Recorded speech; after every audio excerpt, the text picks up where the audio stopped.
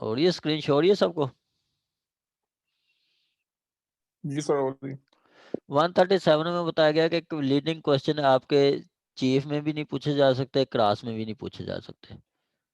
ٹھیک ہو گیا. چیف میں اور کلاس میں اس وقت نہیں پوچھے جا سکتے جب دوسری پارٹی ایڈمٹ آبجیکٹ کرے یا کوڈ اجازت نہ دے. اس کے بعد دوسرا وہ 137(2) میں یہ بتایا گیا کہ آپ کلاس میں یہ پوچھ سکتے ہیں. Court shall permit the introductory matter undisputed or which opinion has already proved. وہ جو لیڈنگ کوشچن آپ کے انٹروڈکٹری میٹرز میں پوچھ سکتے ہیں، جیسے وہ پوچھ لیتے ہیں جی اچھا آپ نے یہ 5 لاکھ کا دعویٰ کیا، ہاں جی 5 لاکھ کا دعویٰ کیا ہے، اچھا 5 آپ کو چیک دیا تھا، ہاں جی چیک. یہ انٹروڈکٹری ہے. انڈسپیوٹڈ کہ مطلب جن میں کوئی ڈسپیوٹ نہیں کیا، جن میں کوئی ڈسپیوٹ نہ ہو، جیسے کہ وہ کوشچن کر لیتا ہے کہ آپ کا جو انڈسپیوٹڈ جو کیا ہے، جو اچھا جی آپ آپس میں دوست ہیں، ہاں جی ہم دوست ہیں، وہ بھی ڈینائی نہیں کرتا، یہ بھی ڈینائی نہیں کرتا.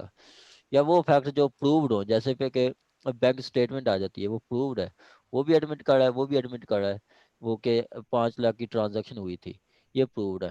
تو اس پہ بھی آپ کلاس مطلب لیڈنگ کوشچن کر سکتے ہیں، انٹروڈکٹری میٹرز پہ، انڈسپیوٹڈ میٹرز پہ، اور جو فیکٹس جو سفیشینٹلی پرووڈ ہیں اس پہ بھی آپ کلاس لیڈنگ کوشچن کر سکتے ہیں.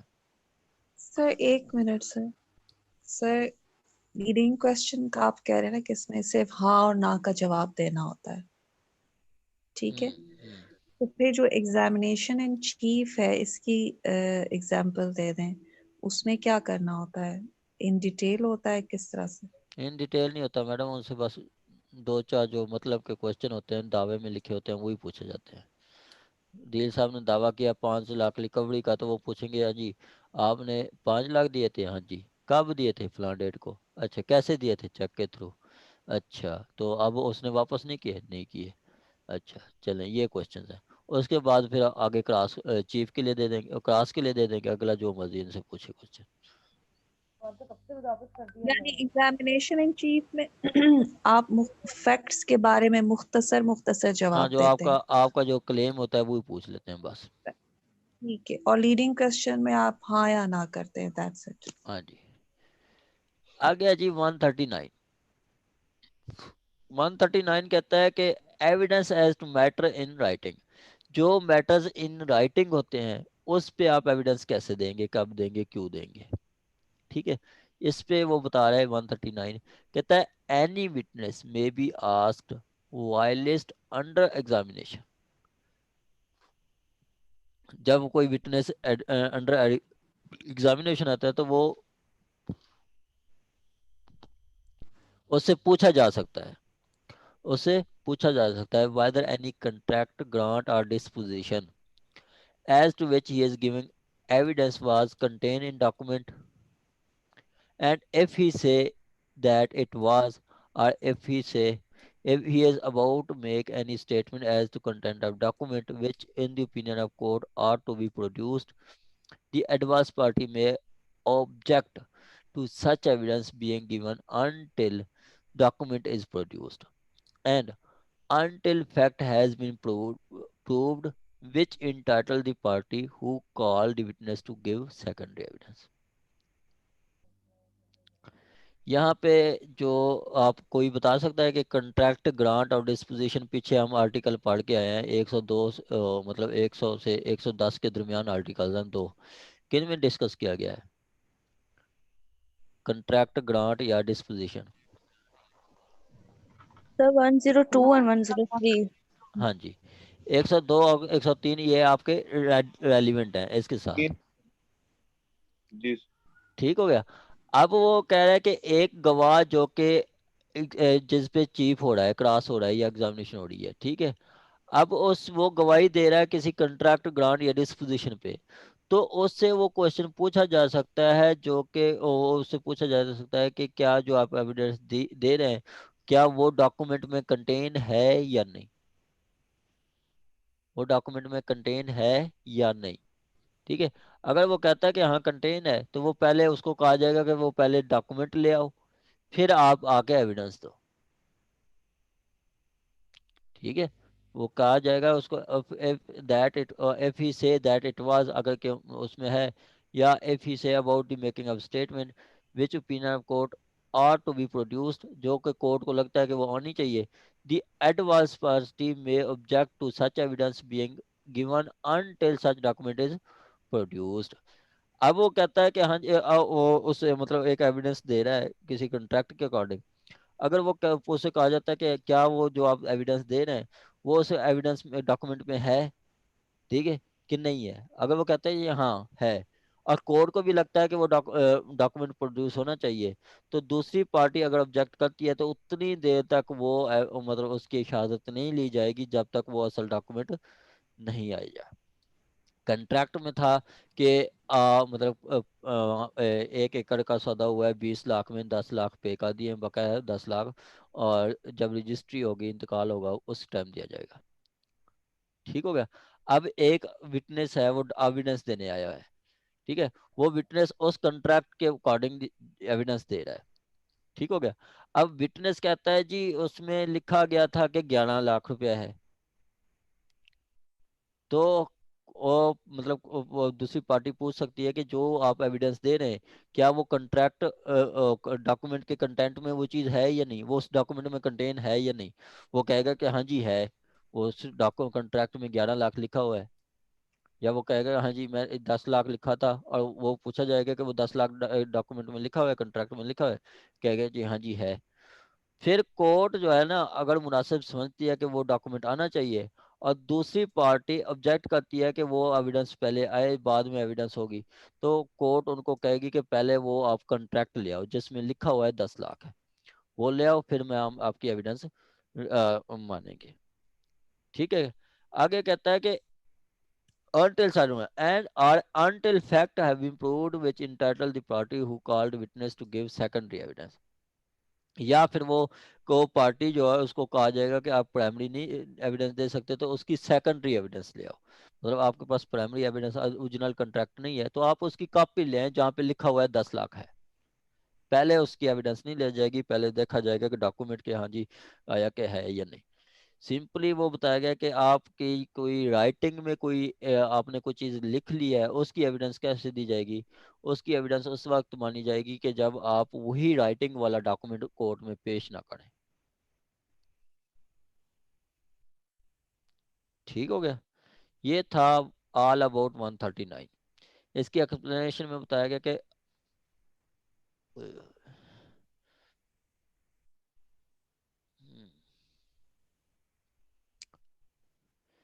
چلیں جی, کہتا ہے a witness may give oral evidence of statement made by other person. A witness may give oral evidence of statement made by other person about the content of documents if such statement are otherwise are themselves is relevant fact. Are themselves in relevant fact. ٹھیک ہے. اب وہ کہتا ہے کہ ایک witness جو ہے وہ oral evidence دے سکتا ہے, ٹھیک ہے, کوئی سی دوسرے فیکٹ پرسن کی جو کہ دوسرے پرسن نے اس کو بتایا ہے اس کنٹینٹ آف ڈاکومنٹ کے اکارڈنگ, اگر وہ اسٹیٹمنٹ ریلیونٹ ہے تو دیم سیلف ریلیونٹ فیکٹس, اور اگر وہ اسٹیٹمنٹ ریلیونٹ ہے دین, ٹھیک ہے. یہ تھا آپ کا 139 سے 139. سمپلی یہی بتا رہا ہے کہ آپ نے کوئی ایویڈنس دینی ہے, ریٹن کوئی لکھی گئی ہے, ریٹن ڈاکومنٹ کی کوئی ایویڈنس دینی ہے تو کورٹ کہہ سکتی ہے کہ وہی ڈاکومنٹ لے کے آؤ جو اس میں وہ لکھا گیا ہے, اور دوسری پارٹی بھی آبجیکشن لگا سکتی ہے کہ اتنی دیر تک ان کی ایویڈنس نہ ریکارڈ کی جائے جب تک وہ اوریجنل ڈاکومنٹ نہ آئے. یہ تھا آپ کا 139. اس کی ہم السٹریشن پڑھتے ہیں تو آپ کو زیادہ کلیئر ہو جائے گا. کہتا ہے کہ the question is whether a اسالٹڈ be. Question یہ ہے کہ کیا اے نے بی کو اسالٹ کیا ہے, اے نے بی پہ حملہ کیا ہے, ٹھیک ہے. یہ ہاتھ کا اشارہ کرنا بھی حملے میں آ جاتا ہے. آپ کسی کی طرف غصے کی حالت میں آپ ہاتھ کا اشارہ کرتے ہیں تو وہ بھی حملے میں آ جاتا ہے. اب کوسچن کیا ہے کہ کیا اے نے بی پہ حملہ کیا ہے. C deposed that A heard say to D. C نے آ کے گواہی دی ہے کہ میں نے سنا تھا کہ A جو ہے D کو کہہ رہا تھا. A نے D کو کہا B wrote a letter accusing me of theft. کہ بی نے مجھے خط لکھا اور اس میں مجھے چوری کا الزام لگایا. اب کوشچن کیا ہے؟ کیا اے نے بی پہ حملہ کیا یا نہیں؟ اب مسٹر سی آ کے گواہی دیتا ہے کہ میں نے سنا ہے کہ اے کہہ رہا تھا کہ اے نے ڈی کو کہا کہ بی نے مجھے لیٹر لکھا اور اس میں کہا کہ میں نے مجھ پہ چوری کا الزام لگایا اینڈ آئی ول ریونج آن ہم، اور میں اس کا بدلہ لوں گا. اب یہ سی بتا رہا ہے کہ میں نے سنا ہے کہ اے جو ہے ڈی کو بتا رہا تھا، ڈی کو بتا رہا تھا کہ بی نے مجھے لیٹر لکھا اور لیٹر میں اس نے مجھے چوری کا الزام لگایا اور میں اس کا بدلہ لے لوں گا. The statement is relevant as شوئنگ is motive for assault and evidence may be given of it though no evidence is given about the latter. ٹھیک ہو گیا؟ اب کہتا ہے کہ یہ اسٹیٹمنٹ کیا ہے؟ وہ ریلیونٹ ہے. جو مطلب اس نے موٹو بتایا کہ جی اس نے مجھے چوری کا الزام لگایا تو میں اس سے پوچھ لوں گا، یہ حملے کو فیور کر رہا ہے. یہ اسٹیٹمنٹ کیا ہے؟ Relevant as شوئنگ is motive for assault. اس کا موٹو آ گیا کہ اس نے مجھ پہ الزام لگایا تو میں اس کا بدلہ لوں گا، میں مطلب اس پہ حملہ کروں گا. اینڈ ایویڈنس میں بی گیون آف اٹ، اس کی ایویڈنس دی جا سکتی ہے. تو no other evidence is given about the letter, کہ لیٹر کی کوئی اور ایویڈنس ہو نہ ہو، اس کی ریلیونسی پہ آپ ایویڈنس دے سکتے ہیں. یہ ہے آپ کا 139. 139 تک کسی کا کوشچن ہو تو آپ پوچھ سکتے ہیں. سر مجھے سر سمجھ نہیں آیا، لیکن سر میں سر بالکل تھک گیا ہوں مجھے سر. 139 سمجھ نہیں آیا سر. سر ایک تو اوپر آپ کہہ رہے ہیں کہ اگر ایویڈنس ہوگی تو ڈاکومنٹ کے متعلق تو وہ کورٹ کہے گی کہ وہ ایویڈنس ڈاکومنٹ لے آؤ، اور نہیں ہے تو سیکنڈری ایویڈنس لے آؤ. تو نیچے سر ایلسٹریشن میں آپ کہہ رہے ہیں کہ اس کی ایویڈنس ہو سکتی ہے اس کے بیان کی، اسٹیٹمنٹ کی. سر یہ ہاں تو جی، تضاد ہے، مطلب آپ کی کوئی دونوں تضاد باتوں. نہیں ہے مزمل صاحب، کوئی تضاد نہیں ہے. اب میں آپ کو ایک بریف سا سمجھاتا ہوں تو انشاءاللہ آپ کو سمجھ آ جائے گا، سب کو سمجھ آ جائے گا.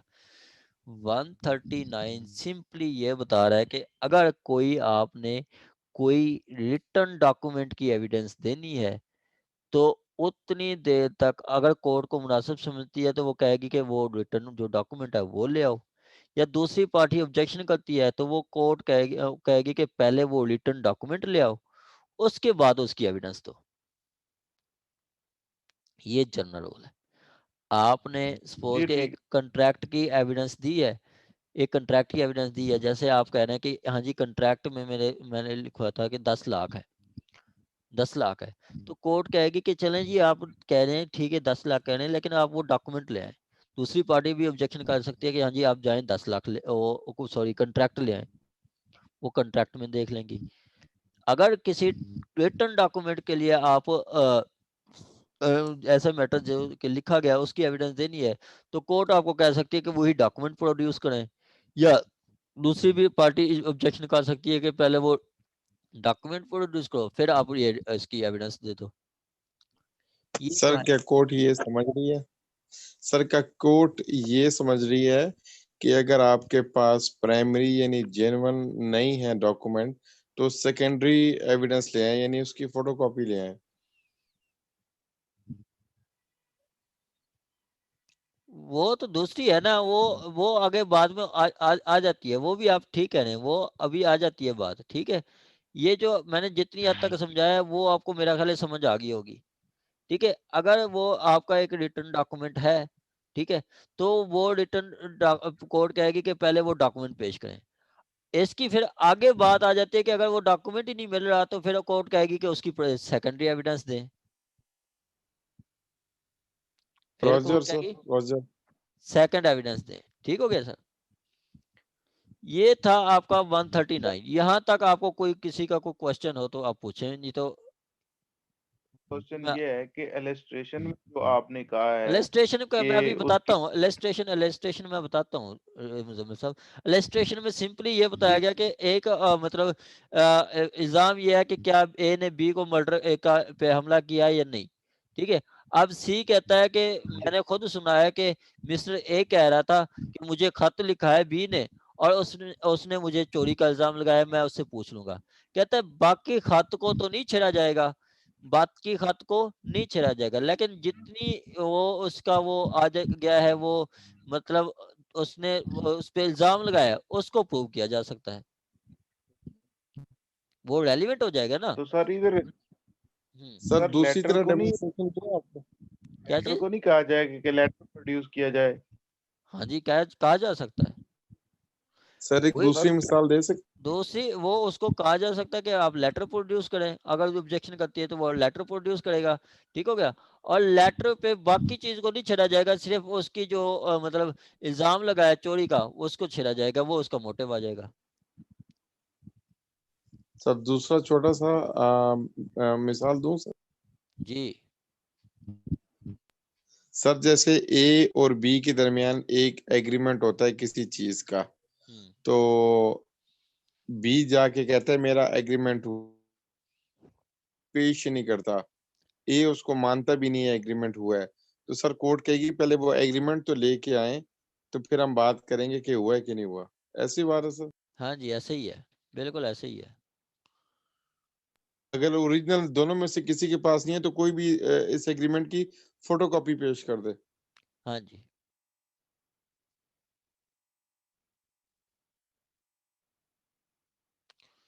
जी। बेहतर हो गया सर। और हाँ जी अदील अहमद।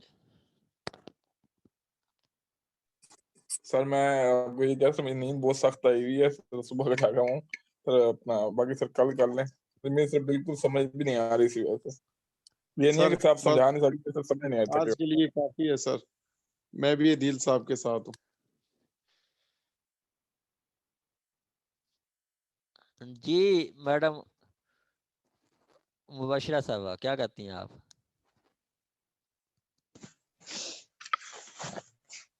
सर बस आ ही गई समझ इसकी सर। अच्छा चलें आगे पढ़ना है फिर। सर बस कर दें, 11 तो बज गए हैं। अभी ना सर ये बहुत मुश्किल है, सारे मिक्स हो रहे हैं एक दूसरे के साथ। सर चलें दिमाग जो है ना थक जाता है ना, तो इसको अभी सुबह पढ़ेंगे ना तो इंशाल्लाह ये ज्यादा इजी एक दफा लगेगा। रीडिंग दोबारा होगी ना, जब खुद पढ़ेंगे तो फिर समझ आ जाएगा। मैंने उर्दू की बुक भी रखी हुई है साथ में, फिर उर्दू से पढ़ के फिर ज्यादा क्लियर हो जाती है चीजें। चलें ठीक है, जी कल सर आपने सही कह रहे हैं। 139 तक अच्छी तरह पढ़ना है, ठीक है। और जी कल सर आपका जरूर। सबका लिमिटेशन का टेस्ट भी है, ठीक है। सर टेस्ट लिमिटेशन का टेस्ट भी है मैडम, जो पढ़ते हैं वो उसका टेस्ट लिया जाता है, ठीक है। ये कोई एक्सक्यूज नहीं है कि मैंने क्लास नहीं ली तो मैंने टेस्ट नहीं देना, ऐसा कुछ भी नहीं है। आपने खुद सामने पढ़ना है, जिसने सर भी। होता ही है, जिस दिन टेस्ट होता है ना सर उस दिन ना फिर बहुत हेक्टिक हो जाता है। एक तो पहले हम 4 बजे आते हैं, फिर टेस्ट मैडम देते हैं, कुछ जब भी टेस्ट नहीं है, खत्म होता आपने है फिर आपने सिविल लेक्चर जज शुरू हो बनना है जाता है। मैडम, आपने सिविल जज बनना है। सिविल जज बनना कोई आसान काम नहीं है, ठीक है। ये आप जितनी वो एफर्ट अपना करें कुछ ठीक भी है। नहीं है, ठीक है। आपको तो मैं कहता हूँ कि आपको 18 घंटे आपको टाइम देना पड़ेगा, देन आप जाके कोई मतलब सेटिस्फाई होंगे कि हाँ जी मेरी अब तैयारी है। ये तो आप कुछ भी नहीं पढ़ रही, एक सिर्फ एक हम बुक लेके चल रहे हैं, वो उसके भी 5-10 सेक्शन डेली करते हैं, ये कुछ भी नहीं है। जो जुडिशियल एस्पिरेंट्स हैं जो कि तैयारी करना चाहते हैं, जो तैयारी कर रहे हैं, वो सिर्फ उनका काम भी यही है कि पढ़ना है पढ़ना है पढ़ना है पढ़ना है, देन जाके आप कुछ अचीव कर सकेंगे, ठीक है। देन आप कुछ जाके अचीव कर सकेंगे। हमारी जो स्पीड है इस वक्त बहुत कम है, बहुत स्लो स्पीड है, ठीक है। लेकिन ये है कि आपका स्टार्ट है, ये आपका जो चीज़ें एक दफ़ा समझ आने लग जाएंगी, दोबारा आप करें। अब दोबारा हम जब एक दफ़ा फिर लिमिटेशन एक्ट पढ़ेंगे तो सबको इतनी ज़्यादा क्लियर होगा कि क्या बताऊं। ये अभी स्टार्ट है, तो अभी इस तरह ये सारा कुछ साथ लेके चलना है, ठीक है। सर तो अभी मेरी हम ना अभी विल मेन सजेशन है, पावर अपनी डेवलप कर रहे हैं, अप टू अदर तो पीपल इंशाल्लाह करेंगे। मैंने यही सुना है सर कि जो लोग जजेस के लिए प्रिपेयर कर रहे हैं, जो एस्पिरेंट्स हैं, उनको प्रैक्टिस नहीं करनी चाहिए। एक तो ये कि वो पढ़ नहीं सकते, दूसरा ये है कि उसका इतना बहुत ज़्यादा सिविल, स्पेशली जो सिविल जज बनना चाहते हैं, उसका इतना ताल्लुक नहीं, क्योंकि जो लोग फ्रेशली ग्रेजुएट होते हैं वो भी एकदम से एग्जाम दे के सिविल जज बन जाते हैं। तो जो लोग जुडिशरी के लिए प्रिपेयर कर रहे हैं, आई थिंक उनको प्रैक्टिस नहीं करनी चाहिए, क्योंकि वो मैडम सिनेरियो प्रिपरेशन चेंज हो गया, मतलब पेपर आता ही प्रैक्टिकल है। मैडम ये अदील साहब आपने बहुत ठीक बात की है, बहुत अच्छी बात की है कि आप मैडम पता है क्या करते हैं, आपको कहते हैं कि इंटरनल मेंटेनेंस का ऑर्डर लिखें। अगर आप कोर्ट में नहीं गई तो कभी भी आपने कभी वो कम से कम वो पैटर्न नहीं देखा होगा कि ऑर्डर में लिखना क्या है। एक बात लेकिन सर मैंने तो ये देखे कि सुना है अभी ना, जो ये आपने सुना है, आपने ऑब्जर्व नहीं किया, ये हमने चीजें सारी हमने एक्सपीरियंस किया हुआ है, हमने प्रैक्टिकल ये सारी चीजें देखी हुई है। सर मैंने अभी जब जो तक 2 अटेम्प्ट्स करेंगे दी नहीं हैं। तो आएगा कैसे? सर पिछले सालों में और अभी जो ये लोग लॉ कर रहे हैं, इनको तो मेरे ख्याल में इनकी मूड क्लासेस होती हैं और इनको बाकायदा दावे शावे सब कुछ लिखाए जाते हैं, इतना कुछ तो इनको लिखाया जाता है। कुछ भी नहीं लिखाया जाता मैडम, कुछ भी नहीं लिखाया जाता। मैडम वो 200 बच्चों में से 5-10 बच्चे होते हैं जो मूड क्लासेस लेते हैं, वो भी 1-2 हफ्ते 10 दिन के लिए बस, तो पूरा खत्म। चले ठीक हो गया आज का जो आप सर आप पिंडी में से हफ्ते आएंगे? नहीं पिंडी नहीं आना मैंने मेरा 1 दिन का स्टे सर होगा, कैसे कर वापस आ जाऊंगा, बस 1 दिन हमने रहना है, संडे वाले दिन इस्लामाबाद, फिर वापस आ जाना मैंने। सर पिंडी चक्कर नहीं लगाएंगे? नहीं है, पिंडी नहीं आना। चले ठीक हो गया, ये आपने कल 139 तक अच्छी तरह करना है सब ने, और बाकी आगे जो कल आपका लिमिटेशन का टेस्ट भी होगा, बाकी क्लास फिर इंशाल्लाह कल से स्टार्ट होगी। कल हमने 140 से आगे चलना है, आपने सबने 139 को पढ़ना है, समझना है, अगर नहीं समझ आता तो आपने मैसेज करना है, तो मैं आपको मजीद क्लियर कर दूंगा। ठीक हो गया सर लिमिटेशन ओके के अल्लाह आपने हाफिज। इम्पोर्टेंस कल सेकंड बताए थे, वो बता दीजिएगा। इम्पोर्टेंट जो है वो 3 है, 5 है, 6, 7 है, 9 और आगे आपका 18 और 19 18 नहीं 18 19 ठीक 18 जी 19 ठीक ठीक है, उसमें एक 14 भी है। मैं फिर बता देता हूँ, लिमिटेशन के जो 3 है, 5 है, 6 7 है, 6 7 9, उसके बाद 14, उसके बाद 18 19, ये इम्पोर्टेंट है, इनमें से जी ही आपके 2-3 क्वेश्चन आ जाएंगे, जी ठीक है और हर साल इनमें से आते हैं, ये अच्छी तरह कर लेना आप। थैंक यू सर ठीक थैंक है ओके अल्लाह हाफिज। अल्लाह हाफिज सर। यू ओके अल्लाह हाफिज। अल्लाह हाफ़िज़ सर। ओके अल्लाह हाफिज।